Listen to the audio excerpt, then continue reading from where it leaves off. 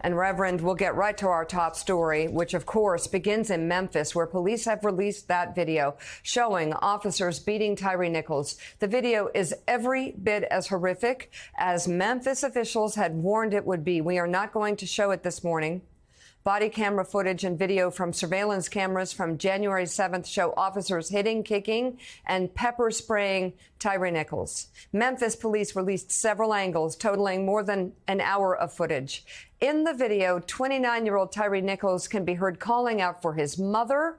Nichols was hospitalized and then died 3 days later. The 5 officers seen in the video have been fired and charged with second-degree murder. Multiple attempts by NBC News to reach the officers for comment have been unsuccessful.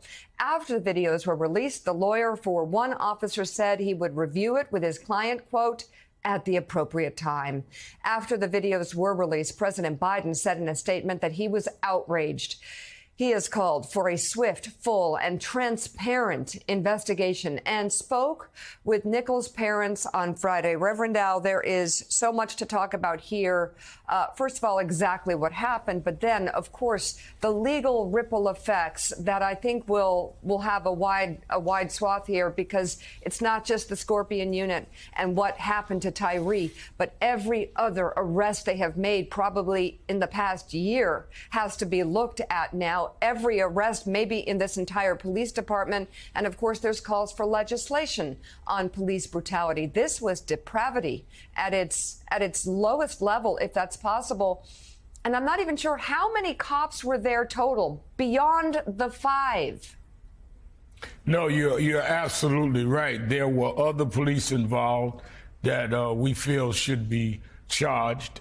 Clearly, they did not come and not only try and stop it, they participated in some form or another.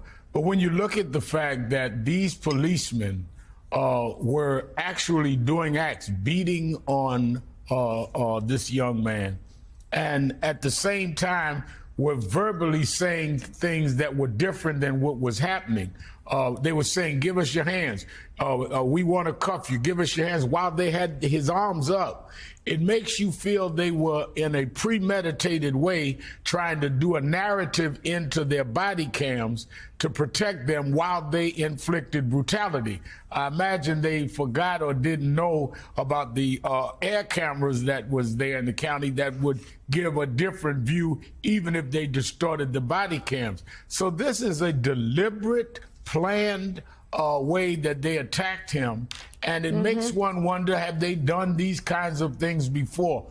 I was involved 32 years ago when I started National Action Network in the Rodney King case. This was worse than Rodney King. When I saw this, it was absolutely chilling.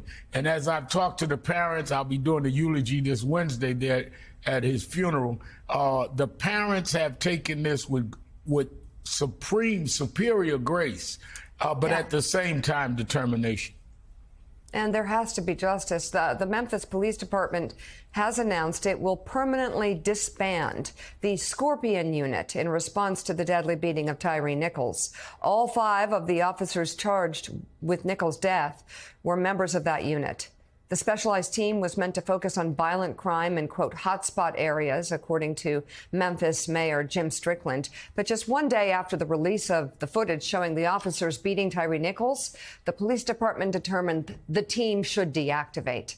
In a statement, the department claimed the officers currently assigned to the unit agree unreservedly with this next step. Civil rights attorney Ben Crump, who is representing the Nichols family, called the beating of Tyre a, quote, pattern in practice for the unit. The Memphis City Police Chief promised to complete an independent review of all of the department's units, including Scorpion.